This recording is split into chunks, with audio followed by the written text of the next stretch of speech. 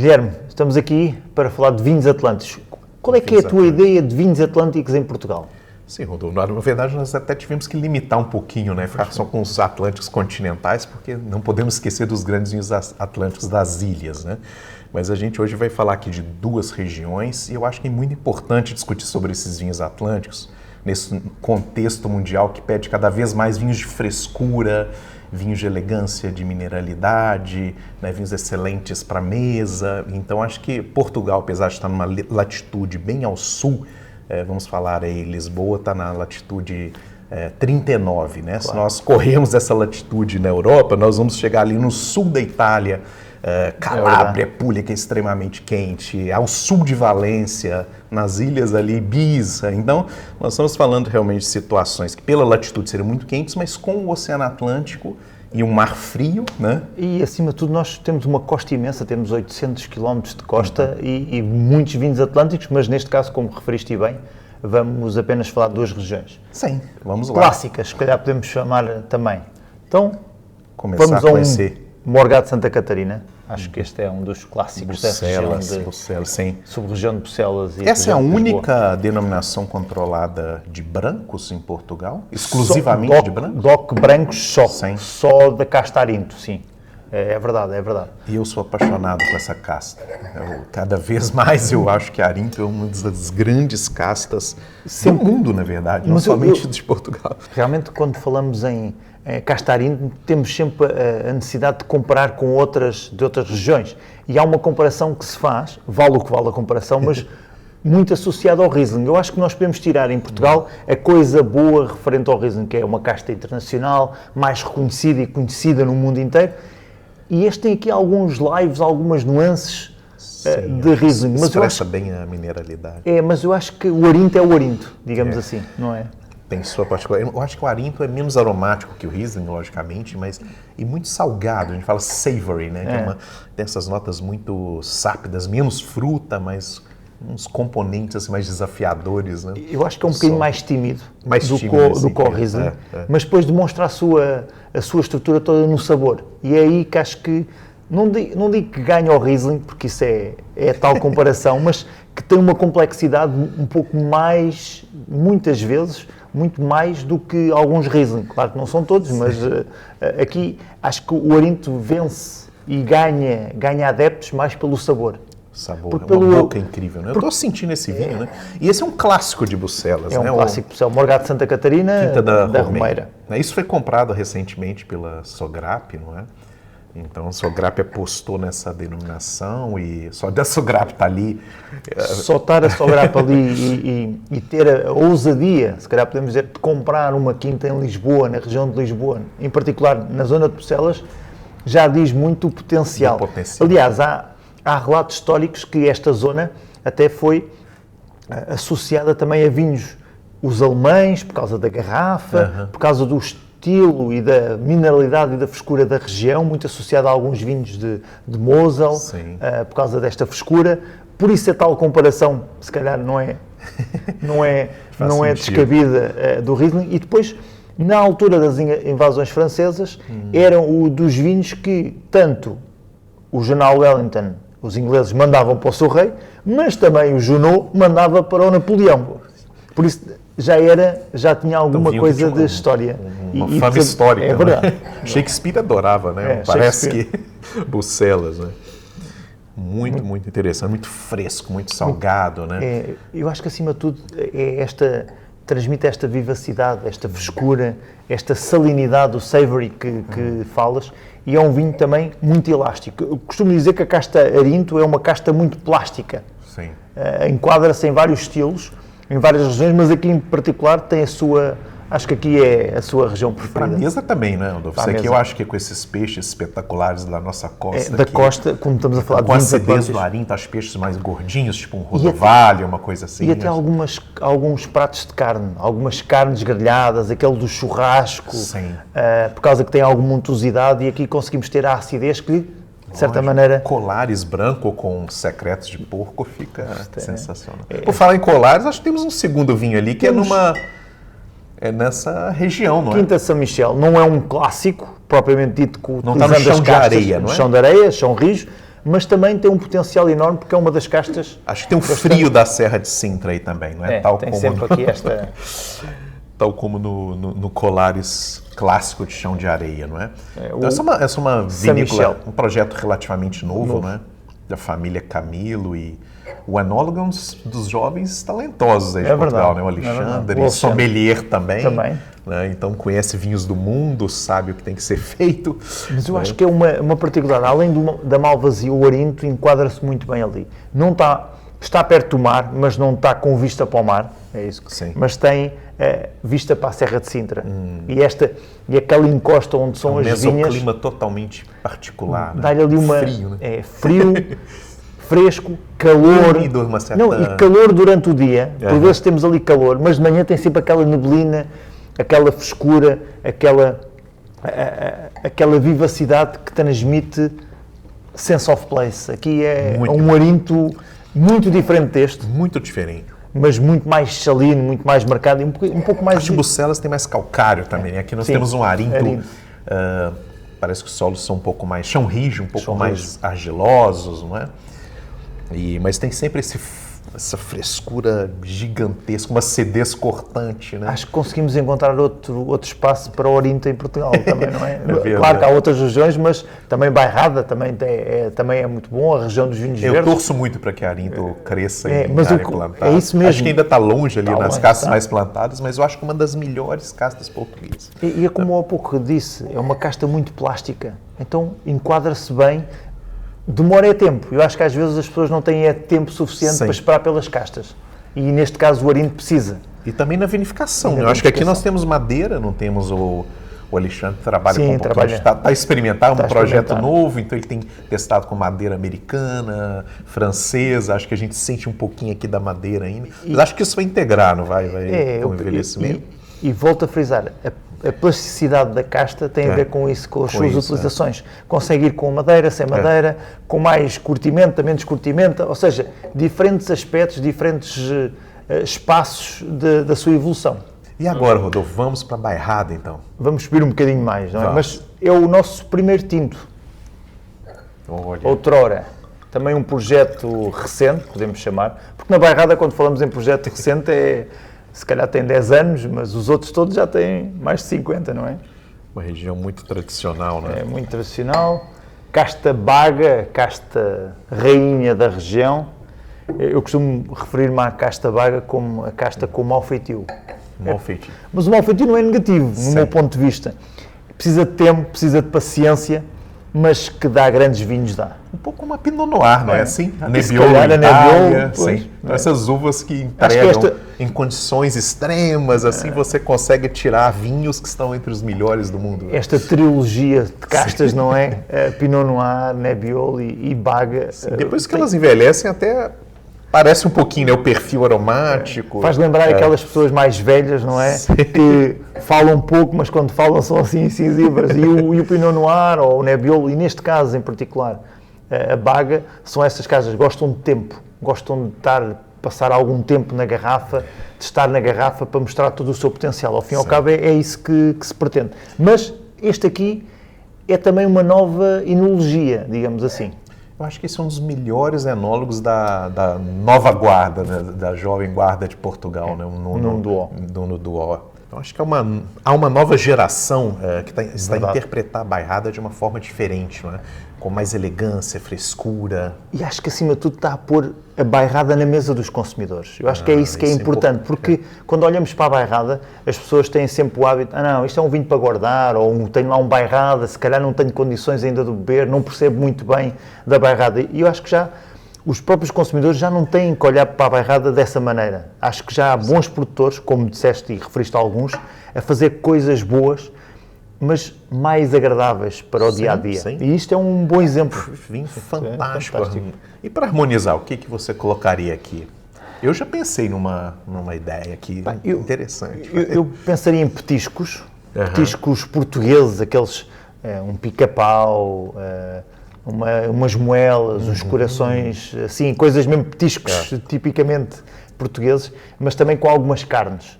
Uma jardineira, por exemplo, que é um prato também muito tradicional, uns assados no forno, umas coisas assim com com alguma intensidade.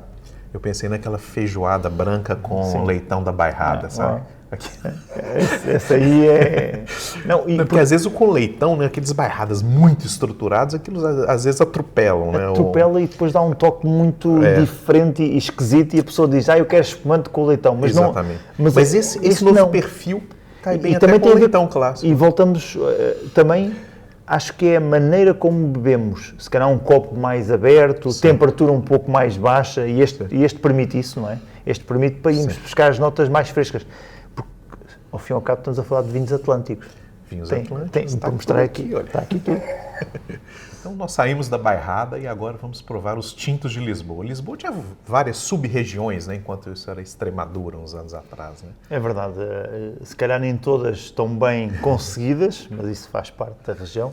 Muito, provavelmente, do fruto da maneira como se fazia os vinhos. Castas ancestrais que se perderam, se calhar a tinta miúda, o castelão, o caladoc, que eram castas que ao fim e ao cabo se perderam, mas que agora estão outra vez a voltar. Eu acho que esta nova dinâmica de novos produtores, novos conhecimentos fizeram também com que, não só a região de Lisboa, mas nesta em particular que estamos a falar, de criar aqui sinergias e ter vinhos também diferentes. Que é o que se pretende, acima de tudo. Eu acho que foi um acerto muito grande, inclusive, englobar tudo, né, como Lisboa, né? Porque Lisboa é um nome muito forte, todas as pessoas do mundo reconhecem, né? Embora haja sempre essas diferenças entre um Alenquer e um Óbidos e tudo mais, mas não vai morrer, mas eu acho que é importante passar essa mensagem para o mundo que Lisboa faz grandes vinhos. Né? E eu acho que é uma das regiões mais interessantes aí de Portugal. Né, e até adota bem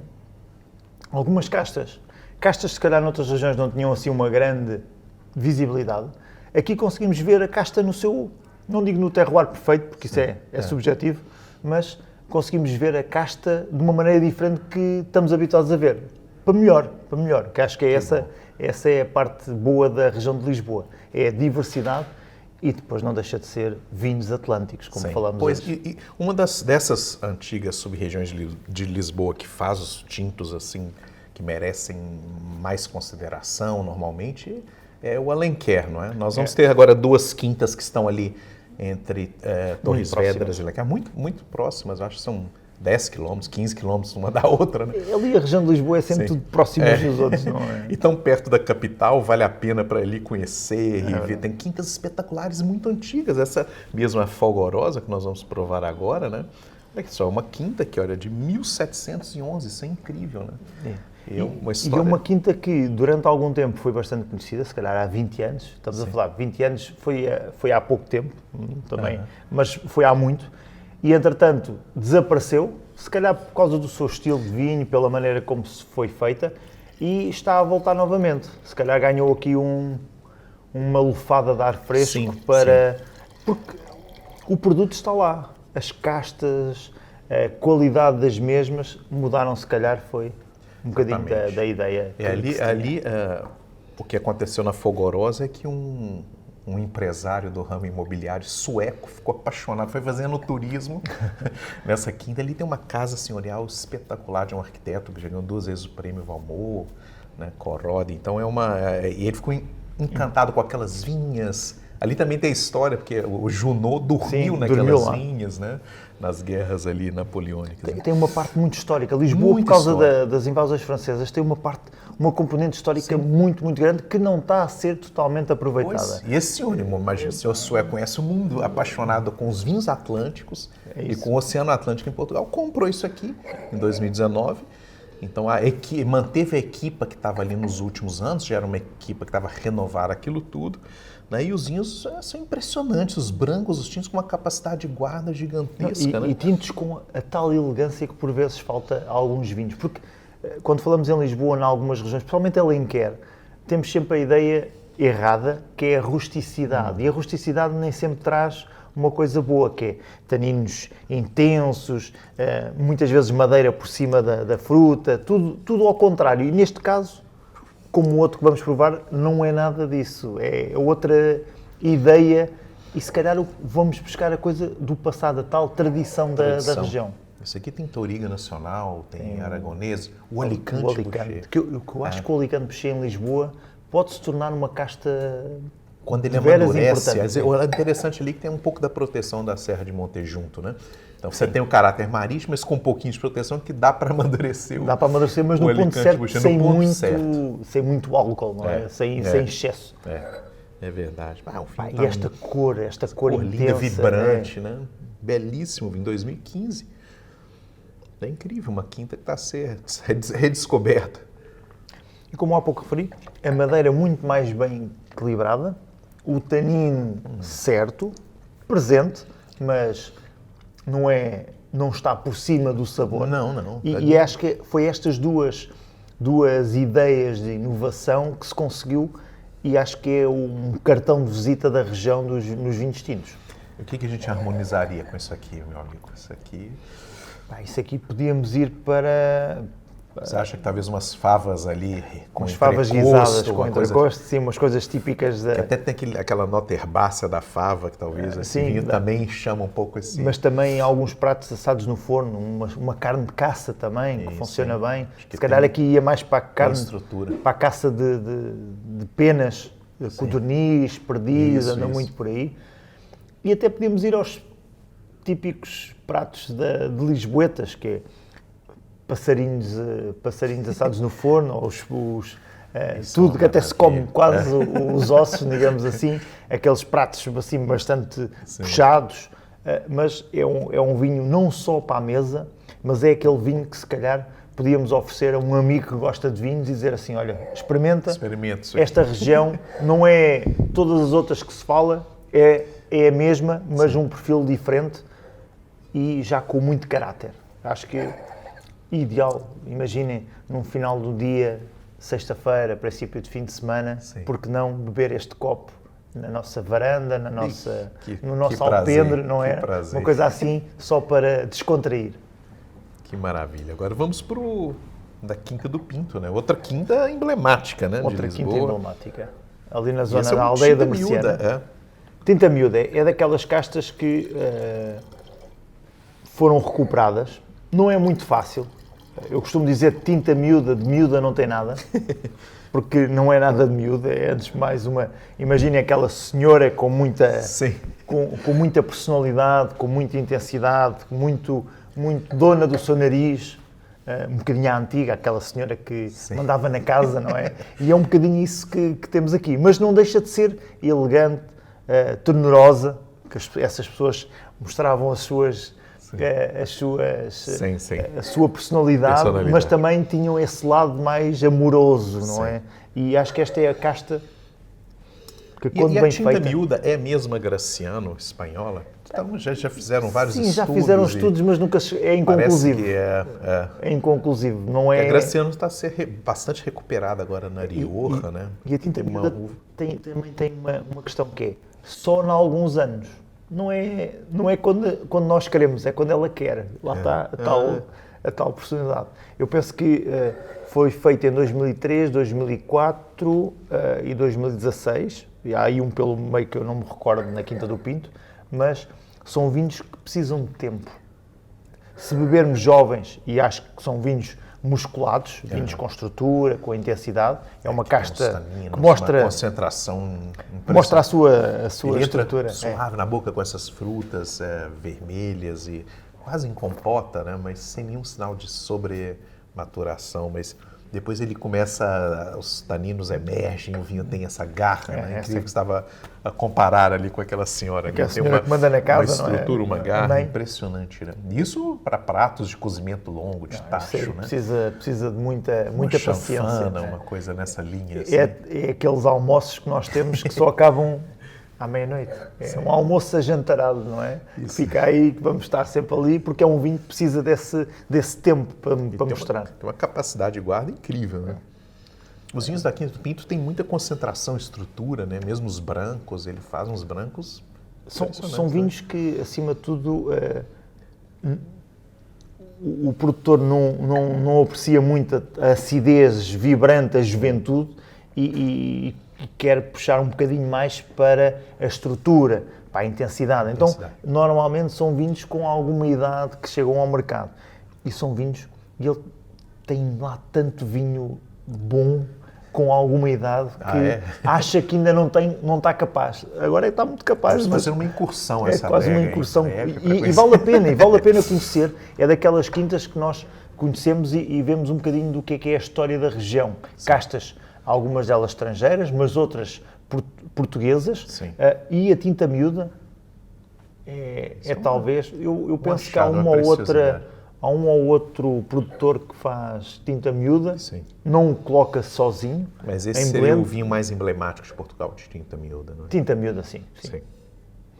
Há um produtor que tem tinta miúda e castelão, mas é um vinho que é só bebível passado 10 anos, que é uma coisa engraçada, não é? Sim. Pensarmos na castelão, sim, e quando se fala na castelão é uma coisa, esse castelão, mas o castelão tem esta capacidade de guarda também, e quando é bem feito, tem muita estrutura. E o primeiro vinho Folgorosa para explodir agora no copo. Incrível. E a nível belíssimos tintos. A nível de temperaturas, também 16, 18? Sim, eu acho que o primeiro vinho serviria nessa faixa de 16, 18 graus. O segundo, talvez o tinta miúda, é um vinho que pode ser servido a uns 18, né? 18, e às vezes até decantá-lo, né? É isso que eu ia perguntar. Eu acho que precisa de tal oxigenação, eu acho que não é? sim. Ou então um copo grande. Grande, quem já tem é a possibilidade é o decanter. próprio decanter. E se tiver tempo também, para acompanhar a tarde toda a mudança de... Belíssimo vinho. São ótimos vinhos, eu acho que são ótimos vinhos da região de Lisboa. Acho que é o que nós temos e o que podemos vir a ter no futuro. Já há muitos mais produtores nesta ideia de vinho que temos aqui, e a região de Lisboa talvez seja a próxima ou uma das próximas regiões a que as pessoas devam se dar a conhecer. Com certeza. Não é? Eu tenho essa convicção. Lisboa ainda vai dar o que falar mundialmente. Mundialmente, né? Também. E o Atlântico ajuda muito isso. Esta componente atlântica, acho que é aquilo que ajuda. Muitas pessoas que eu mostro de fora, né, não somente brasileiros, mas pessoas que vêm de outros países aqui do norte e tudo, grandes conhecedores de vinho, eu mostro os vinhos de Lisboa, essa componente de frescura, e muitos não imaginam justamente por essa questão da latitude, né? Lisboa, sul da Europa, vamos dizer para eles, né? Vinhos quentes, maduros, né? Que nada e, no tem entanto, a ver. Nada tem a ver. O mar traz uma elegância para esses vinhos, uma resistência ao tempo, né? E essa combinação de acidez com a salinidade marinha, os vinhos são entusiasmantes, vibrantes. Estamos a falar de 10, 15 quilómetros em linha reta para o mar também. Pois é. Nem Alenquer, por isso... E o mar gelado, né? Peixe bom e vinho bom. Pois, é isso mesmo. E agora, vamos para essa joia histórica aqui para fechar. Tinha que ter, né, um Carcavelos, né? Falar de vinhos... Não, tinha que ter. Nós falamos de vinhos atlânticos e Poxa, Portugal faz os melhores vinhos fortificados do mundo, isso não Eu acho que muitas vezes queremos comparar e queremos, lá está a palavra comparação, mas muitas vezes queremos dizer temos ótimos espumantes, grandes espumantes, e temos grandes espumantes, mas depois... Então, e nós não temos uma coisa única no mundo que só nós conseguimos fazer? Que é o Carcavelos, o Moscatel, o Madeira e o Porto. Toda a gente tenta copiar, mas não consegue. Ou seja, quase, mas não consegue, porque isto é aqui a essência. Então, Carcavelos, que é dos tais vinhos esquecidos. Eu tenho um... Esse vinho já fez sucesso no passado, né? Já fez sucesso Marquês no passado. Pombal era Pombal levou isso para o mundo inteiro e era um vinho que já fez sucesso no século XVIII, na Inglaterra e tudo.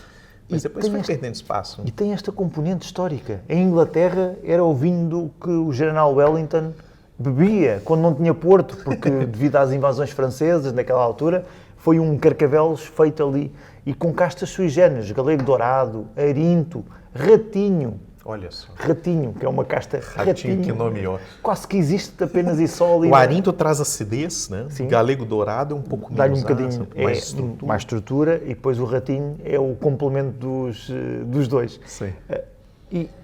E antigamente os vinhos eram quase com 80, 100 anos, em algumas casas, era quase tudo feito de galego dourado, muito seco. Este aqui não é tão doce, claro, mas sente-se que é ligeiramente adocicado, tem aqui um açúcar residual. Mas quase dos primeiros Carcavelos são Carcavelos que não têm quase doçura nenhuma. Quase que se consegue em prova cega. Sim. Epá, isto se calhar é uma madeira, por causa da sua salinidade e sua frescura. Sim. Mas o Carcavelos é... Pois é, o Carcavelos normalmente ele é fermentado, o vinho é fermentado a seco, depois é fortificado. Para a fermentação, sim. para a fermentação como no Porto. Sim, sim. Sim. Ok. Então esse ele tem esse lado mais savory mesmo, mais salgado que o Porto. Quase... Ele está entre um Tawny e um Madeira, assim, no estilo mais ou menos. Né? Normalmente quando eu explico o que é um Caraveles, faço sempre isso que referiste, que é um Tawny velho e um Madeira, está ali no meio termo. Estas vinhas, em particular, estão a 1 km de distância do mar. Ou seja, de manhã tem sempre aquela neblina própria de vinhas ou de zonas perto do mar, tem sempre a neblina e depois tem sempre um vento forte de onde? Da Serra de Sintra. Lá está. A particularidade da Serra de Sintra, que tanto dá para colares, mas também influencia, de certa maneira, aqui a região de Carcavelos. Isso não poderia morrer nunca, né?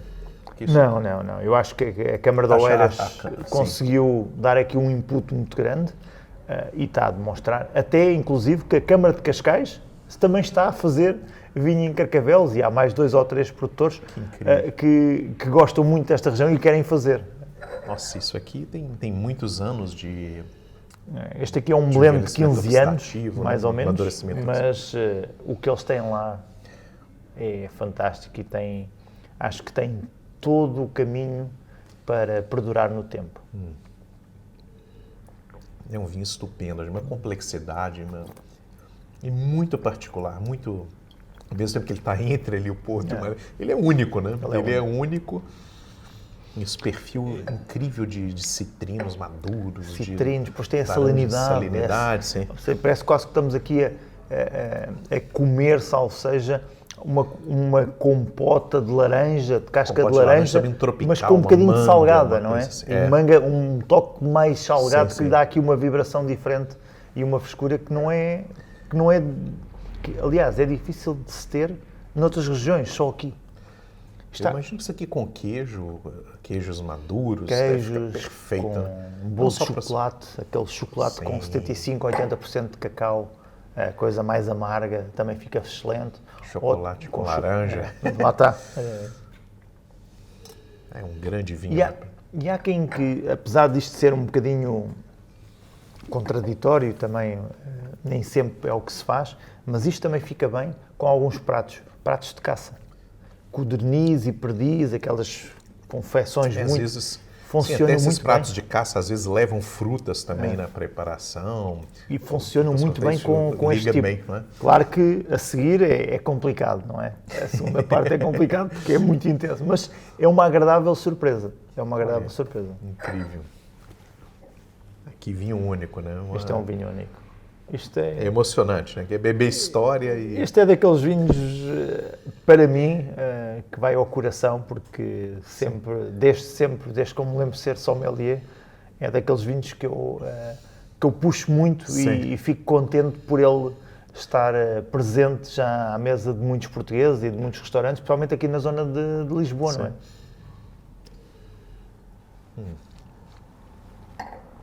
Nunca pesado, cada gole... A boca está sempre preparada. Podemos beber a garrafa toda no instante. Perigoso. Que maravilha. Vamos lá, um brinde então. A estes vinhos do Atlântico, não é? Vinhos do Atlântico, não é?